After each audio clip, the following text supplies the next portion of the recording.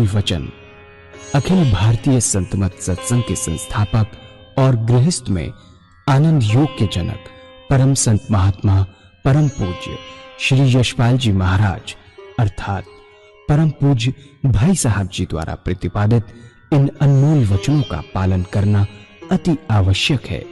ये वचन हमारी गृहस्थ आध्यात्मिक साधना के लिए मूलभूत सिद्धांत हैं, जो इस प्रकार हैं। हम दुनिया की हर चीज की कीमत आंकते हैं, अपने मानव जीवन की कीमत भी जाने व परमात्मा की प्राप्ति हेतु साधना करें।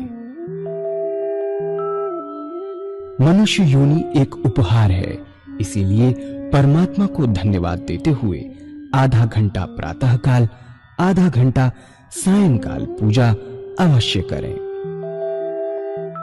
सत्संग, सतनाम व सद्गुरु को प्राथमिकता देते हुए इसी के आधार पर ध्यान योगाभ्यास अवश्य करें व गृहस्थ के कार्यों को परमात्मा का कार्य समझकर उसी की याद में संपन्न करें। हर समय ये ध्यान रहे कि गुरु कृपा द्वारा परमात्मा की पवित्र सत्ता का हमारी आत्मा में वास है, अतः मन में निरंतर अपने इष्ट देव का जाप करें। मान सम्मान की इच्छा न करें व अपमान से दुखी न हो। परमात्मा के अतिरिक्त किसी और का भय न करें। दूसरों की बुराई न करें, न सुने, सत्य व मधुर बोलें, अश्लील शब्द मुंह से ना निकालें, सभी से नम्रतापूर्ण व सुंदर व्यवहार करें। धर्म पत्नी के अतिरिक्त अपने से बड़ी से माता जैसा, बराबर की से बहन जैसा व छोटी से पुत्री जैसा व्यवहार करें। सांसारिक जीवन यापन की आवश्यकताएं अंतहीन है, इसलिए अधिक से अधिक समय सत्संग में व धन परोपकार में खर्च करें। याद रखें, न स्त्री माया है, न धन दौलत, न ही परिवार। माया वह है जो हृदय को परमात्मा से दूर हटा दे। अतः निरंतर सत्संग और सद्गुरु की शरण में रहने का प्रयास करें। भोजन अपने इष्ट को अर्पण कर प्रसाद रूप में परमात्मा की याद में करें। रात्रि में सोने से पहले अच्छे बुरे कार्यों का आत्मनिरीक्षण कर उसका समुचित पश्चाताप करते हुए ध्यान करें व प्रभु की गहरी याद में ही विश्राम करें। परमात्मा तू ही है, तेरी इच्छा पूर्ण हो।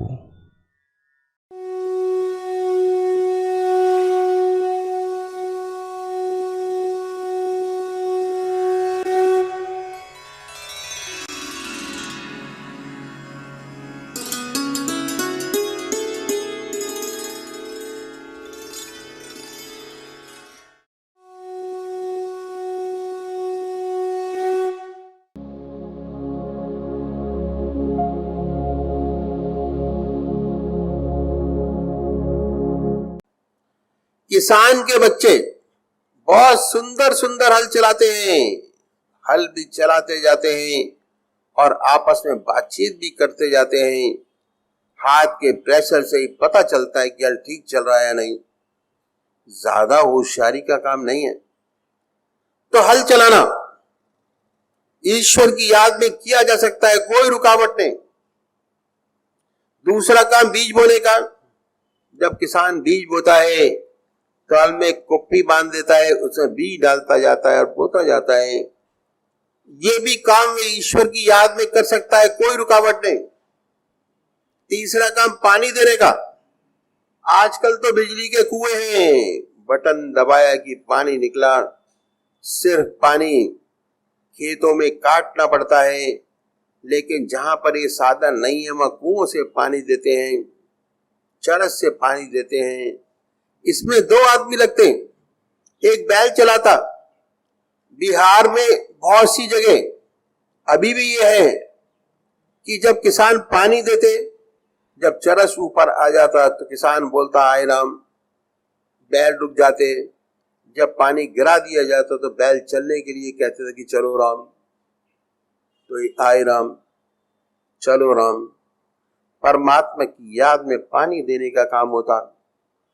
आजकल तो बहुत आसान है कि सिर्फ पानी खेतों में काटना पड़ता है, एक क्यारी से दूसरी क्यारी। इसे तो ईश्वर की याद में बड़ी आसानी से किया जा सकता है। तो किसानी का कोई भी काम ऐसा नहीं है जो परमात्मा की याद में न किया जा सकता हो। सब काम ईश्वर की याद में किया जा सकता है। सच तो यही है कि हमारा पुराना कल्चर यही था कि हर काम ईश्वर की याद में किया जाता था। पुराने जमाने में जो किसानी के काम थे गांव में ईश्वर की याद में किए जाते थे। लोगों का कोई भी क्षण बिना परमात्मा की याद के नहीं बीत जाता था। और हमारी वास्तविक सभ्यता गांव में थी। गांव में ताले नहीं लगते थे, घर ऐसे खुले पड़े रहते, कोई खतरा नहीं। गांव की बेटी सारे गांव की बेटी होती, उसकी तरफ कोई निगाह उठाकर नहीं देख सकता था। सारा गांव निछावर हो जाए अगर ऐसी कोई बात हो जाए। तो ये था हमारे देश का कल्चर। ऐसा सुंदर वातावरण, ईश्वर में जीवन। किसान की कमाई बड़ी मेहनत की कमाई है, बड़ी मेहनत से अन्न पैदा करता है। जितनी जरूरत है घर में रखता है, बाकी शहरों में बेच देता है, जिसे शहर के लोग अपना पेट भरते हैं। उसका काम बड़े परोपकार का है। अगर सारे किसान मिलकर एकता कर लें और अनाज शहर में न भेजें तो बड़ी समस्या पैदा हो जाए। उनका काम बड़ा सुंदर है, भगवान ने बड़ी अच्छी रोजी दी है उसे। मेहनत का काम, ईमानदारी का काम, ईश्वर में जीवन। किसान को परमात्मा ने अपना सबसे प्यारा बेटा बनाया है आध्यात्मिक दृष्टि से। अगर आप संतों का इतिहास उठाकर देखें तो आपको ताज्जुब होगा कि 99.9% जितने बड़े महात्मा हुए सारे गांव के थे। 1% जैसे विवेकानंद कलकत्ता के थे। तो जितने महात्मा हुए, चाहे गुरु नानक देव, क्या संत कबीर, क्या तुलसीदास, क्या सूरदास, क्या नामदेव, क्या ज्ञानदेव, सभी गांव के थे। ऐसा सुंदर वातावरण उपलब्ध था। हर क्षण निरंतर ईश्वर की याद। अगर 70% लोग चाहें और सुंदर सच्चा जीवन अपनाएं, अपना जीवन ईश्वर में बना सकते हैं। 24 घंटे ईश्वर की याद, बड़े आराम से। कितना सुंदर जीवन बन सकता है अगर ये रुझान हो जाए, असल सत्य समझ आ जाए कि हम क्या खो रहे हैं, कितना बड़ा परिवर्तन आ जाए। आज गांव में राजनीति घुस गई है गंदी। अवसर भगवान ने दिया हुआ है, मनुष्य जीवन दिया है अच्छा जीवन बनाने के लिए। अगर हम चाहें प्रगतिशील हो तो अपने देश को स्वर्ग बना सकते हैं। प्रेम की गंगा बहे, इतनी आत्मीयता हो कि अपने और गैर में फर्क महसूस ना हो। दूसरी बात क्या है कि कर्म में भावना का बड़ा महत्व है। कौन सा काम किस भावना से करते हैं, कर्म का स्तर बदल जाता है भावना की वजह से। वही कर्म बंधन में बांधने वाला है, वही कर्म परोपकारी बना देता है और वही कर्म आपको ईश्वर से मिला देता है। कर्म में असल चीज भावना की है। यही किसान है।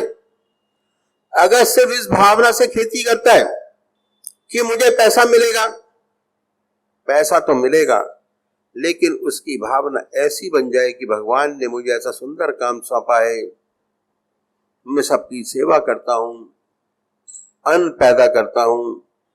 यदि इस भावना से काम करे, परोपकारी हो जाए, यही सात्विक भावना बढ़ते बढ़ते अनुभव कराती है कि कितनी ही मेहनत क्यों ना कर ली जाए, यदि ईश्वरी कृपा ना हो तो कुछ नहीं हो पाता।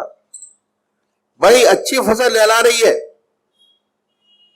कटने के लिए तैयार खड़ी है, पर यदि देव प्रसन्न नहीं और ओले पड़ गए, सब कुछ नष्ट हो गया, किसान ये अनुभव करता है कि मैं नहीं करता, करने वाला तो कोई और है, परमात्मा करता है। जैसे ही ऐसी भावना आई, वह अकर्ता बन गया, कर्म करते हुए भी अकर्ता, देखने वाला हो जाता है, करने वाला नहीं। यंत्र समझता है अपने आप को, कोई करा रहा है, वह करता है, ईश्वरीय जीवन हो जाता है। तो भावना बदल जाने से वही खेती का काम, मोटा खाना, मोटा पहनना, कपड़े भी अच्छे नहीं, दूसरों को देखकर जलता है। जो फैक्ट्री जाते हैं, अच्छे कपड़े पहने फिरते हैं, बेचारा किसान मोटी चादर ओढ़ के फिरता है। कभी कभी ईर्ष्या पैदा होती है कि हम तो इतनी मेहनत करते हैं और ये हाल। अगर पैसे के लिए काम करता है तो कभी शांति नहीं मिलेगी, कभी सुख नहीं मिलेगा। अगर ये भावना बदल गई कि मैं तो बड़े परोपकार का काम करता हूँ, भगवान ने हमें बड़े महत्व का काम सौंपा है, कितना सुख पहुंचेगा उसको।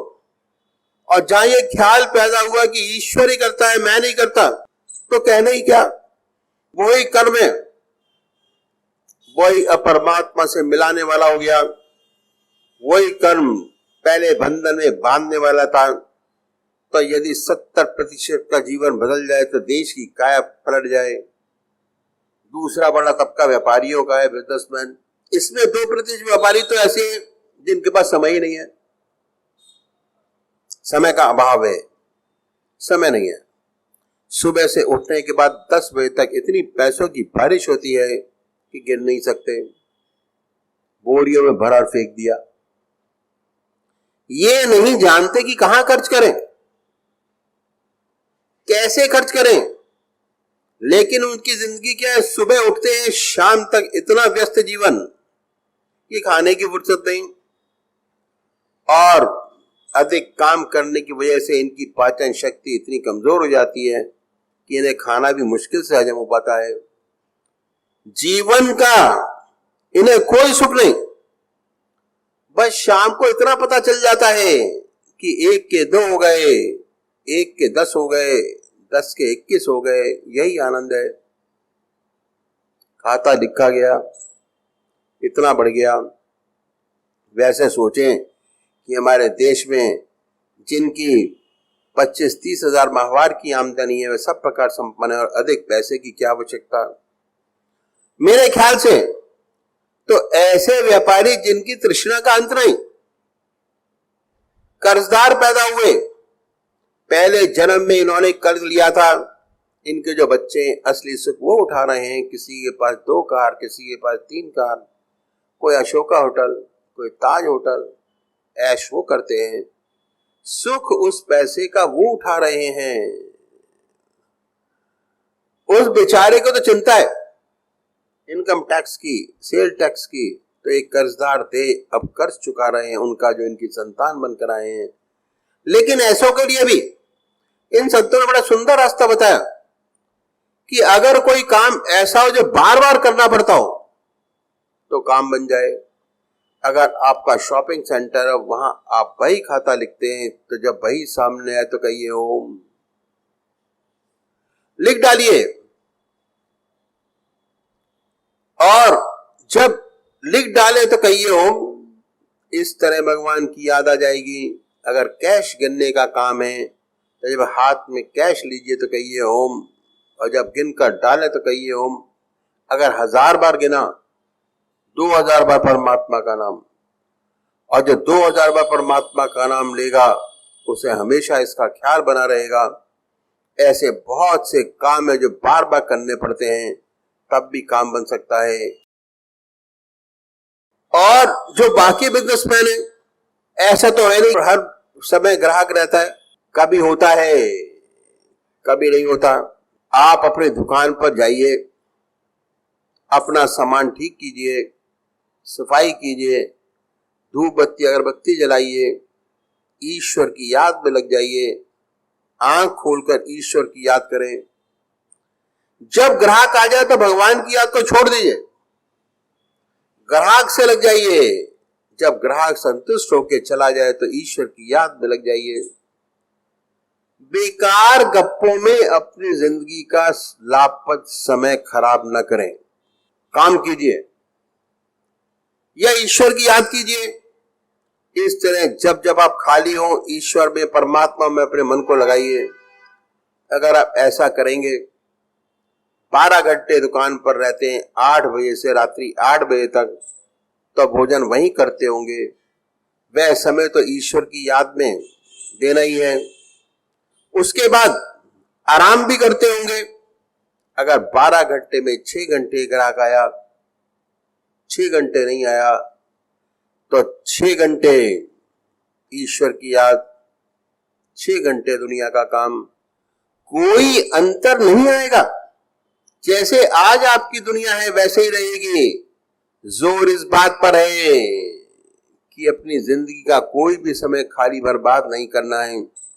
अगर दुनिया का काम करते हैं तो कोई हर्ज नहीं। एक इंडस्ट्रियलिस्ट है, बड़े बड़े कारखाने खोलता है, देश की समृद्धि बढ़ती है, एम्प्लॉयमेंट बढ़ता है, कल्याण का काम है। अगर उसकी निगाह सिर्फ पैसा कमाने पर है तो खराबी है, बंधन का कारण है। कर्म किस भावना से किया जाता है वह बड़े मायने रखता है। अगर उद्देश्य यही है कि सिर्फ पैसा बने तब बंधन का कारण है, वो कर्म दूषित हो जाता है। अगर इसके पीछे सुंदर भावना है कि परमात्मा ने मुझे ऐसी सुंदर स्थिति में रखा, मेरे पास संपत्ति है, धन है, नए नए कारखाने खोलता है, इससे हमारे देश की समृद्धि बढ़ेगी, एम्प्लॉयमेंट बढ़ेगा, देश का कल्याण होगा, पैसा भी मिलेगा, इस भावना वाले को भी मिलेगा और पैसा कमाने के लिए जो करता है उसको भी मिलेगा। भावना से बड़ा अंतर पड़ जाएगा। एक परोपकारी बना देगी, दूसरा बंधन का कारण हो जाएगी। भावना ही सब कुछ है। हर जगह लिखा होता है वर्क इज वर्शिप, काम ही पूजा है, पर हर काम पूजा नहीं है। आप हर काम को पूजा में बदल सकते हैं। जिस भावना से करेंगे वैसा ही होगा। तो भावना बड़ी प्रधान चीज है।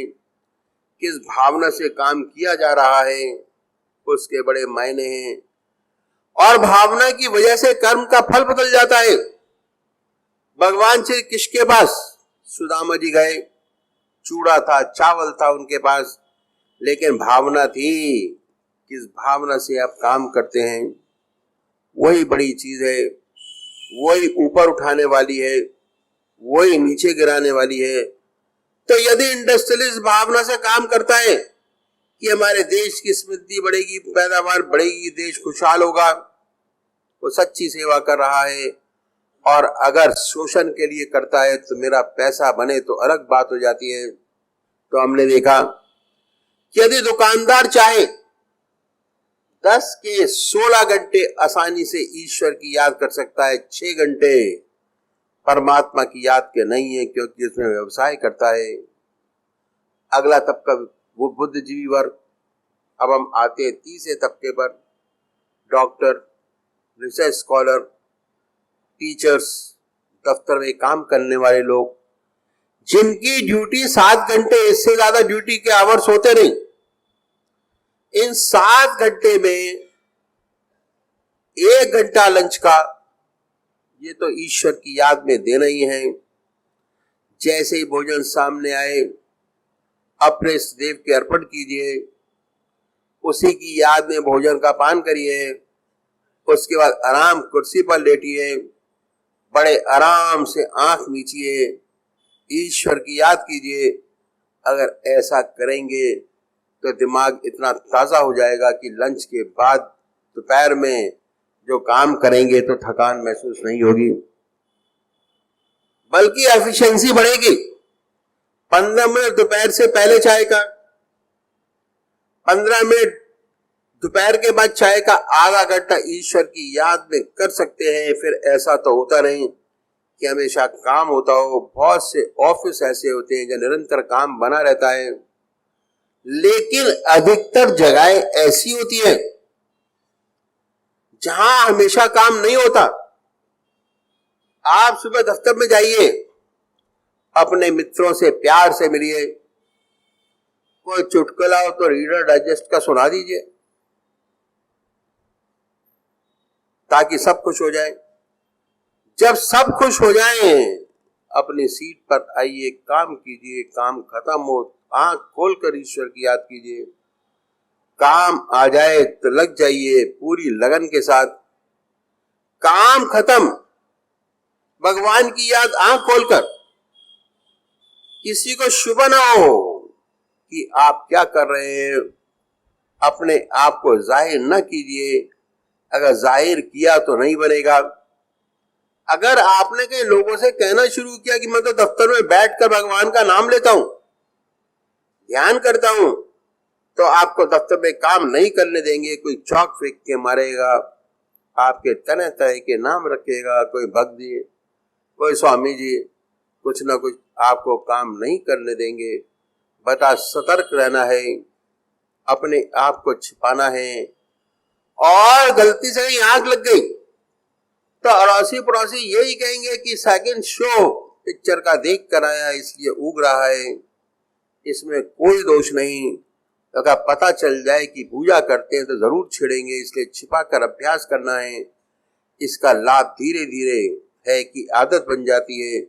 जब काम खत्म, ईश्वर की याद, काम आया, उसमें लग गए। इन संतों ने बड़ी सुंदर बात बतलाई कि हम हर चीज की कीमत आंकते हैं, हर चीज की। कपड़े की कीमत आंकते हैं, कितने रुपए मीटर। जमीन की कीमत आते हैं कि कितने वर्ग मीटर। गहनों की, मकान की, हर चीज की कीमत आंकते हैं। लेकिन बड़ा अफसोस है कि हम अपनी कीमत नहीं आंकते कि हमारी कीमत क्या है। अपनी कीमत नहीं आंकते, ये कभी कोशिश भी नहीं करते कि अपनी कीमत आंकें। इन संतों ने कहा जीवन बहुमूल्य है, जिंदगी का एक भी क्षण खराब ना करें, ये उनकी सलाह है। बेशक दुनिया का काम करें, कोई हर्ज नहीं। एक वैज्ञानिक है, उससे दुनिया का कल्याण होने वाला है। कोई नई चीज निकालेगा, कोई नई चीज फील्ड में आएगी, उससे लोगों को फायदा होगा, कोई नुकसान नहीं। नुकसान तो इसका तब है जब हम अपनी जिंदगी का समय बेकार करें, हर क्षण इस्तेमाल करें, ईश्वर को दें जो खाली हो, समय बर्बाद न करें।